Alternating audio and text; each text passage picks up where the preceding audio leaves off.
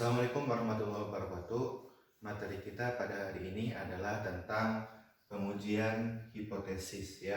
Jadi hipotesis itu dapat dikatakan dengan singkat bahwa hipotesis itu adalah dugaan sementara ya. Kita bisa membuat hipotesis tentunya dari beberapa hal ya, bisa dari teori yang sudah ada ya. Misalkan teori tentang permintaan, harga, penawaran ya. Teori mengatakan bahwa ketika permintaan naik, ketika harga naik, maka permintaan turun. Ketika harga turun, permintaan naik gitu ya. Nah, kita bisa mendapatkan hipotesis itu dari teori ya, atau dari konstruk ya, atau dari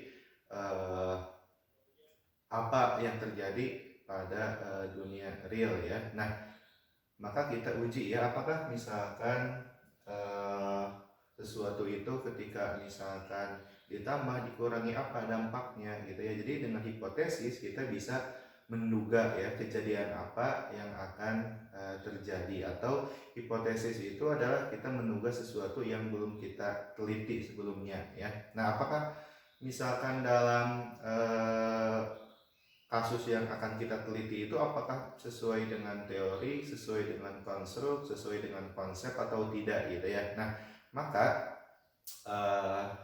sebelum kita menganalisisnya maka dibuat dulu hipotesis ya.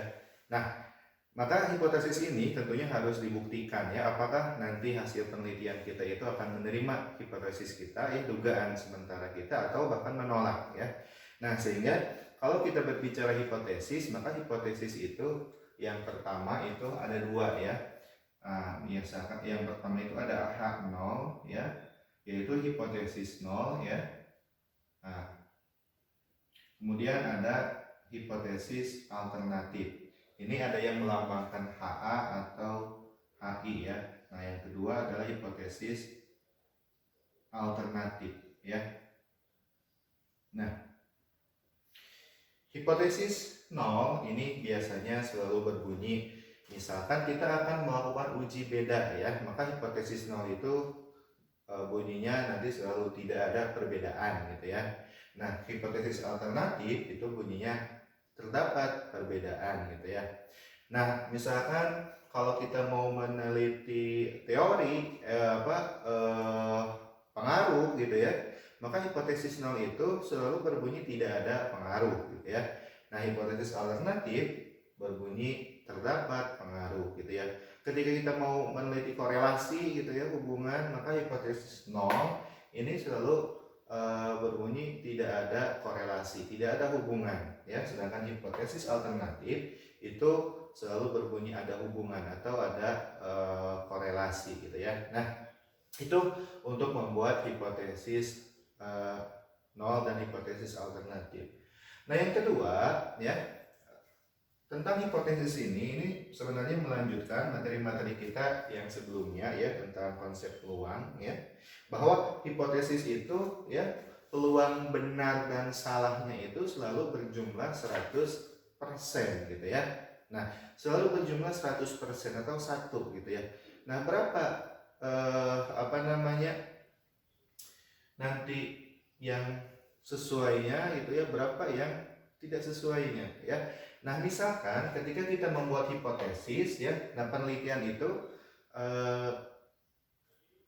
tidak tingkat kepercayaan penelitian itu ya, itu tidak 100%. Jadi selalu ada tingkat error di sana, tingkat kesalahan itu selalu ada.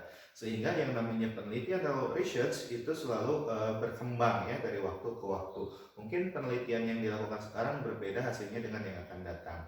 Nah, sehingga dalam penelitian itu selalu ada yang namanya tingkat kepercayaan dan tingkat kesalahan ya, error ya. Nah, misalkan ketika kita membuat hipotesis, berapa tingkat kepercayaannya ya?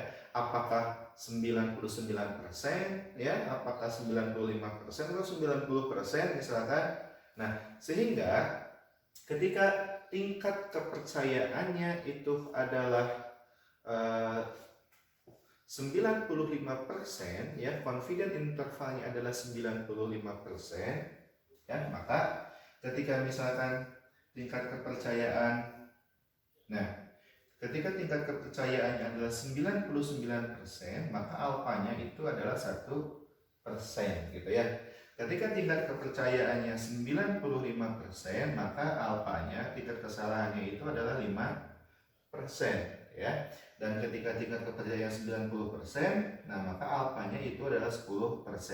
Ketika dijumlah, maka ini selalu 100% ya. Nah, karena di dalam penelitian ini ya, yang namanya penelitian, kenapa tidak selalu 100% gitu ya? Karena di sana selalu ada asumsi-asumsi yang dipakai ya.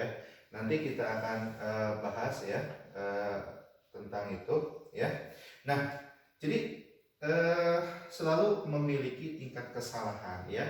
Nah, tingkat kesalahan sehingga nanti penelitian itu bisa berulang-ulang dan hasilnya mungkin bisa berbeda dari penelitian-penelitian yang sebelumnya ya. Nah, maka tingkat kepercayaan dan alfa ini berjumlah 100% ya. Nah, kalau kita gambarkan ya, maka di dalam penelitian itu kemarin kita sudah bahas tentang yang namanya kurva normal ya. Nah, kurva normal ini ya, kemarin sudah kita bahas bahwa sisi kanan ini, kurva normal ini seluruhnya adalah 100% atau 1 ya. Sebelah kanan ini 0,5 dan sebelah kiri 0,5. Dan ketika kita mau menggunakan atau menguji hipotesis, maka kita menggunakan kurva Z ya. Kemarin sudah kita bahas ada yang namanya kurva Z ya. Nah, kurva Z ini ya, di sebelah kanan ini 0,5, di sebelah kiri 0,5 ya. Jadi jarak ini 0 ya. Kemarin kita sudah bahas ya, ini di sebelah kanannya ini adalah nilai positif dan di sebelah kirinya nilai negatif ya. Nah, ini jumlahnya 0,5, ini juga 0,5 gitu ya. Nah, ketika kita mau menguji hipotesis, maka ada dua hal ya. Apakah penelitian kita itu one tail ya, satu arah atau dua arah ya. Jadi penelitian itu ada yang satu arah atau dua arah. Misalkan teori mengatakan bahwa harga berpengaruh positif ya terhadap penawaran. Artinya ketika harga naik, penawaran juga naik, maka itu adalah one tail ya. Ketika pengaruhnya negatif, maka itu menjadi tidak signifikan ya. Tetapi misalkan ketika teorinya mengatakan bahwa X berpengaruh terhadap Y, nah maka itu kita bisa menggunakan penelitian yang two tail, yang dua arah, karena belum diketahui pengaruhnya itu apakah positif atau negatif. Nah, yang one tail pun ada dua ya, ada yang nanti sebelah kanan dan sebelah kiri gitu ya. Nah, misalkan ini sebagai contoh ya. Nah, contoh kita mau mengadakan sebuah penelitian yang one tail ya, kemudian ini tingkat kepercayaannya itu adalah 95% dan ya alfanya itu adalah 5%. Nah, maka ya, misalkan pengaruhnya ini adalah positif. Ini adalah pengaruh yang positif. Nah, maka pengaruh positif itu ada di sebelah kanan ya. Nah, sebelah kanan 0. Nah, maka ini kan jumlahnya 0,5. Ini juga 0,5. Nah, tetapi di sini ada tingkat kesalahan ya, atau hak 0 ditolak itu sebesar 5%. Nah, maka yang sebelah kanan ini yang 5%-nya kita bagi 2 ya. Di sini adalah 0,05, maka di sini adalah 0,45 ya. Nah, sehingga yang dari sini ini adalah daerah penerimaan H0 dan di sini adalah daerah penolakan H0 atau daerah penerimaan hipotesis alternatif ya. Ini ketika di sebelah kiri ya, di sebelah kanan ya pengaruhnya positif. Nah, bagaimana ketika misalkan yang negatif. Misalkan tadi ya di teori mengatakan bahwa harga itu berpengaruh negatif terhadap permintaan gitu ya. Nah, maka kita kurvanya itu adalah seperti ini ya. Nah, misalkan kita mau mengadakan penelitian yang 99% gitu ya, alfanya 1%, dan ini pengaruhnya negatif ya. Nah, maka di sebelah kanan ini adalah daerah penerimaan H0 semua ya, 0,5. Nah, yang sebelah kiri maka kita bagi dua ya. Di sini ada 0,01 ya, dan di sini ada 0,49 ya. Nah, dan dari batas ini dan nilai Z ini sampai ke ujung ini adalah daerah penerimaan H0, dan yang ini adalah daerah penerimaan H alternatif atau H0 ditolak. Ya.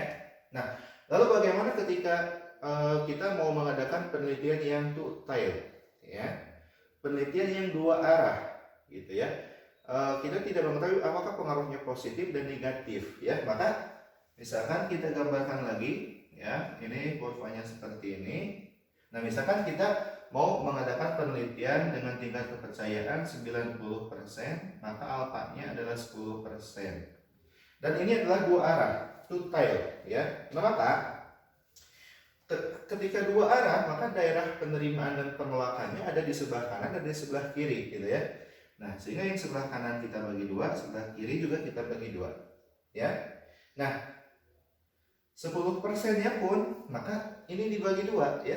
Yang 10%-nya pun, kalau tadi kan yang satu arah ketika alfanya 5% ya, maka 5% semua di sebelah kanan. Ketika alfanya 1%, 1% sebelah kiri ya.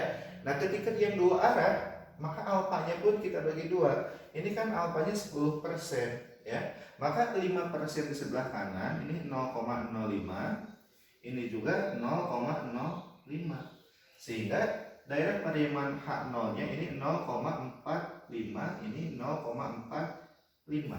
Dan dari batas minimum dan maksimum ini adalah daerah penerimaan H0, dan ini adalah daerah penerimaan H alternatif. Ya. Nah, ini ketika kita mau menguji hipotesis ya, nanti ada daerah-daerah penerimaan apakah H0 itu diterima atau ditolak, apakah H alternatif diterima atau ditolak.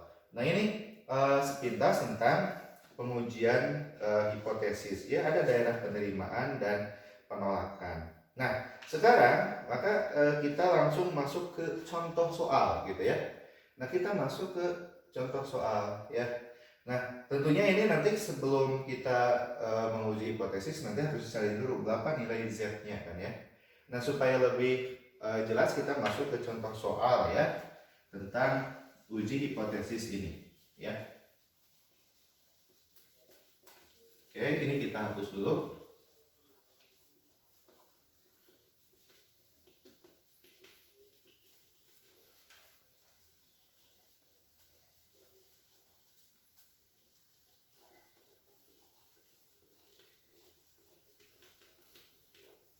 Oke, nah ini ada contoh soal, nanti akan kita cari ya, akan kita uji hipotesisnya. Apakah H0-nya diterima atau ditolak ya. Nah, ini contohnya suatu industri acu ya. Nah, suatu industri ya menilai bahwa rata-rata kekuatan pemakaian asu itu minimal 25 bulan gitu ya. Nah, ini menilai bahwa rata-rata kekuatan acu itu adalah 25 bulan ya.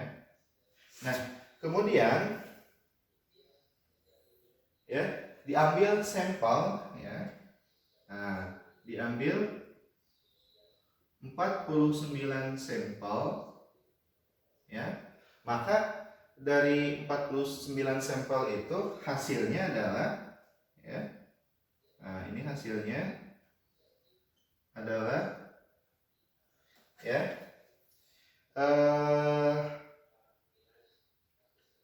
rata-rata pemakaian ASU itu adalah 24 bulan gitu ya. Nah, bahwa ya kekuatan ASU itu rata-rata kekuatannya adalah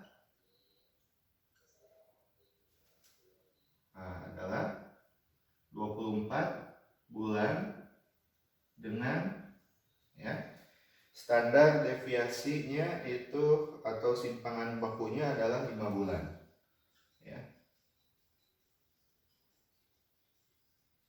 Nah, misalkan ini udah diteliti nih ya. Hasilnya seperti ini. Tapi yang diteliti tidak semua, ini sampel ya. Nah, kemudian apakah hipotesisnya itu dapat diterima gitu ya.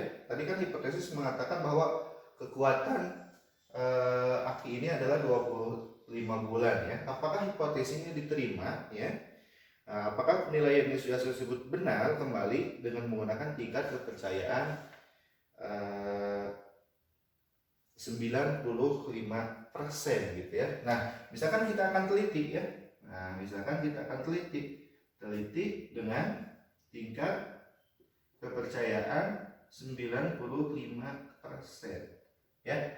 Nah, kita akan melihat apakah hipotesis yang dikeluarkan perusahaan itu benar atau tidak bahwa kekuatannya itu aki itu 25 bulan ya. Nah, maka kita akan uji ya. Nah, ini namanya adalah pengujian hipotesis rata-rata ya. Kita akan menguji hipotesis rata-rata ya. Nah, maka dalam pengujian hipotesis ini sedikitnya ada 5 langkah ya. 5 langkah dalam pengujian hipotesis ya. Nah, langkah yang pertama itu adalah kita buat dulu hipotesisnya ya. H0 dan H alternatifnya. H0-nya apa gitu ya. Nah, H0-nya adalah ya bahwa rata-rata kita lambangkan saja dengan lambang mu ya. Nah, bahwa rata-ratanya itu adalah lebih besar bahwa rata-ratanya itu adalah lebih lama sama dengan 25 bulan gitu ya.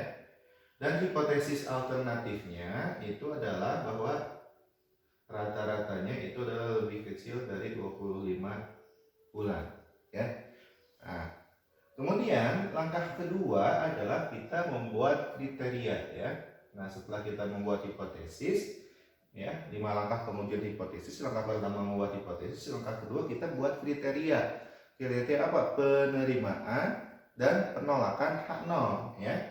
Nah, untuk membuat kriteria maka kita buatkan dulu ininya, kurvanya.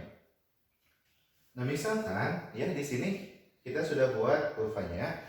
Kita mau ya meneliti ini ya dengan menggunakan yang two tail ya. Misalkan kita tidak tahu apakah pengaruhnya, apakah ini hubungan positif atau negatifnya gitu ya. Nah, kita akan meneliti ini dengan menggunakan ya teknik yang two tail ya. Nah, sebenarnya kita nanti bisa ya apakah mau pakai one tail atau two tail gitu ya. Nah, misalkan ini kita menggunakan yang teknik yang two tail test ya, yang 2 arah ya. Nah, tadi ya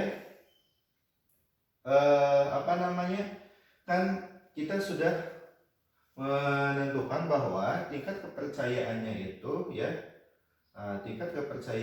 adalah 95%. Nah, alfanya itu adalah 5% ya. Nah, karena ini kita menggunakan yang 2 arah, maka alfanya ini ya kita bagi 2 ya, sebelah kiri dan sebelah kanan ya. Alfa sebelah kiri ini adalah 0,025, alfa sebelah kanan adalah 0,025 ya. Dan nilai yang tengahnya ini adalah sisanya itu 0,475, ini juga 0,475 ya. Nah, lalu berapa nilai Z tabelnya gitu ya. Nah, berapa nilai Z tabelnya ya. Nah, maka untuk melihat nilai Z tabelnya kita lihat ya di tabel Z itu berapa untuk peluang 0,475 ya. Nah, kemarin sudah kita bahas ya bahwa untuk mencari nilai Z tabel itu adalah jarak dari 0 sampai Z ya. 0 sampai Z ya. Nah, dan jarak 0 sampai Z itu adalah 0,475. Nah, kita cari di tabel Z dan ternyata hasilnya nilai untuk 0,475 itu adalah 1,96 ya. Nah, kalian bisa lihat di tabel ya. Nah, 475 itu adalah 1,96. Nah, sebelah kanan maka ini 1,96 dan ini positif. Sebelah kirinya itu adalah min 1,96 ya. Nah, sehingga kita buat kriterianya ya. Ketika nanti ya nilai Z hitungnya itu ya lebih besar dari ya 1,96 gitu ya. Nah, maka H0 ditolak ya. Nah, ketika nilai Z hitungnya itu lebih kecil dari min 1,96, maka H0 juga ditolak ya. Nah, ketika Z hitung itu ada di antara min 1,96 ya. Nah, dan 1,96 maka H0 diterima. Nah, ya. Jadi ini adalah daerah penerimaan H0 ya. Dan ini adalah daerah penerimaan H alternatif, ini juga H alternatif gitu ya. Nah, kita sudah membuat kriterianya ya, kriteria penerimaan dan penolakan H0 ya, atau sebaliknya juga penerimaan dan penolakan H alternatif ya. Nah, selanjutnya langkah ketiga ya. Langkah ketiga adalah kita mencari nilai Z hitungnya. Nah, tadi kan nilai Z tabelnya kita sudah temukan ya, nilai Z tabel. Sekarang kita akan hitung, kita cari ya. Langkah ketiga itu cari nilai Z hitung. Berapa nilai Z hitung? Nah, rumusnya ini sama dengan rumus yang dulu pernah disampaikan, hanya ini ditambahkan karena ada sampel ya. Nah, rumus untuk mencari Z hitung itu adalah ya X dikurangi N X dikurangi mu dibagi ya standar deviasi ya. Nah, dibagi standar deviasi dibagi jumlah sampel. Nah, ini ya akar jumlah sampel. Nah, tadi ya nilai X-nya itu adalah 24 ya. Nah, nilai X-nya itu adalah 24 ya. Kemudian tadi rata-ratanya dari hipotesis itu adalah 25 ya. Nah, kemudian dibagi ya 5 per akar 49 ya.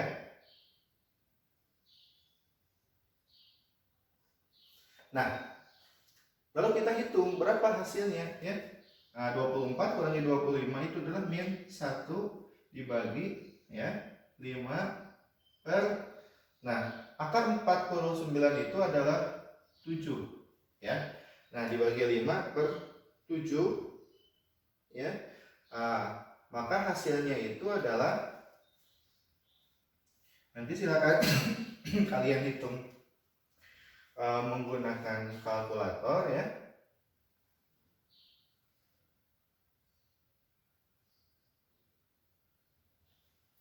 Nah, maka hasilnya itu adalah min 1,4 ya. Kita bulatkan saja ya. Nah, 1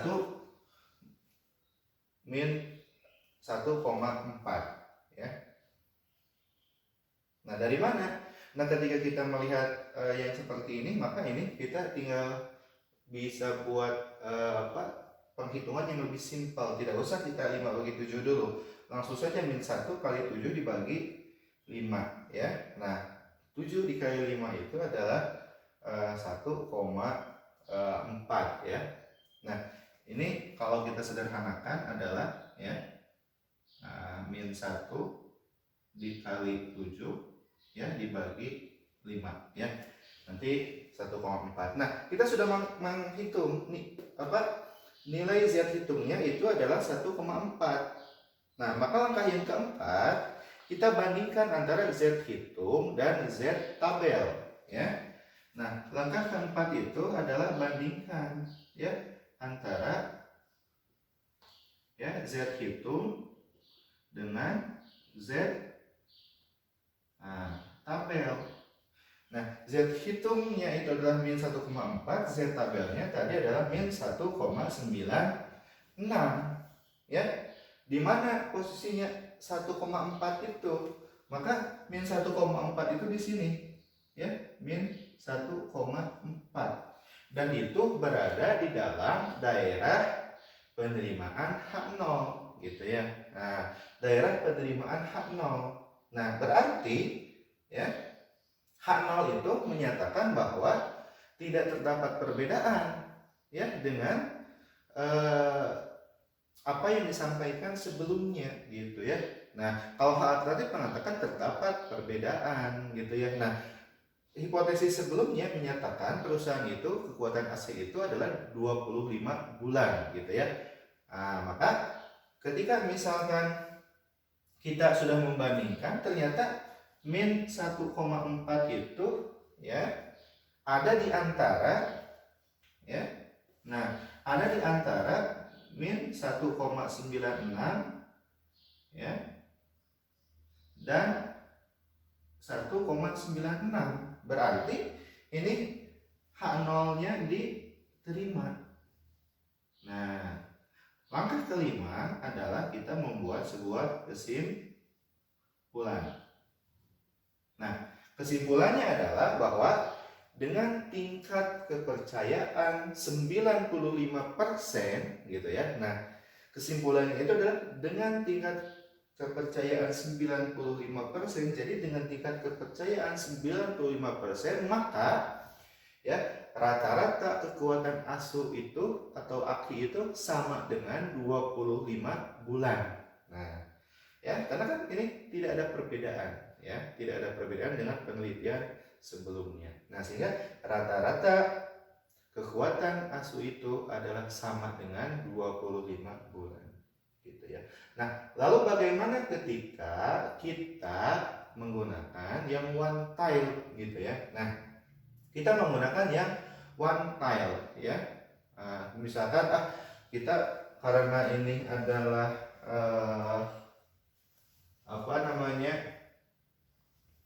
tadi contoh yang 2 tile, misalkan kita buat yang one tile. Nah, yang one tile itu kita buat kurvanya.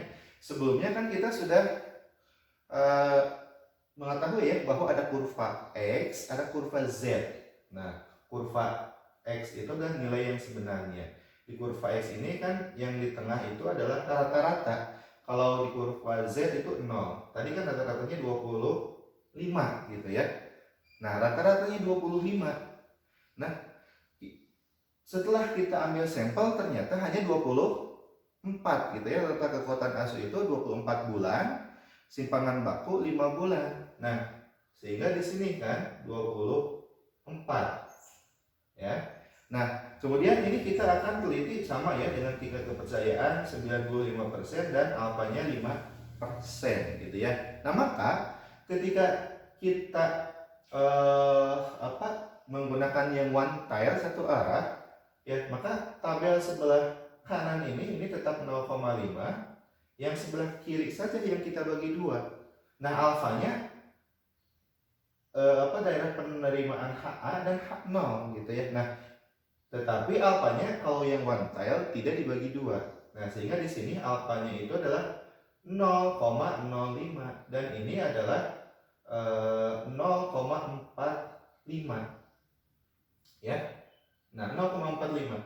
Kemudian kita cari Z tabelnya. Berapa Z tabel untuk 0,45 ya. Nah, Z tabel untuk 0,45 itu adalah 1,645 ya. Nah, ini Z tabel untuk 0,45 ya. Kita bisa lihat bahwa itu kalau kita mencari Z tabel itu ketika ada nilainya kita langsung tulis. Ketika tidak ada yang sama persis, maka kita cari yang paling mendekati. Ketika yang mendekatinya ada dua sama, yang sebelumnya dengan setelahnya jaraknya sama, maka kita bagi dua. Nah, ini 0,45 itu selisihnya ada dua ya. 1,64 dan 1,65 itu sama selisihnya 5. Sehingga kita ambil tengah-tengahnya 1,645 ya. Nah, yang berubah adalah ininya ya, kriteria penerimaan dan penolakan H0-nya ya. Nah, yang tadi kalau kita menggunakan yang two tile ya, alfa 5% itu adalah 1,96 karena dibagi dua. Nah, tetapi kalau menggunakan yang one tile gitu ya, maka alfanya ini adalah yang menggunakan yang 0,5 dibagi 2 yaitu 1,645. Nah, karena ini nilainya kalau di tabel Z itu kan, nah ini rata-rata itu kan 0 ya, dan sebelah kirinya adalah negatif, maka ini nilainya negatif ya.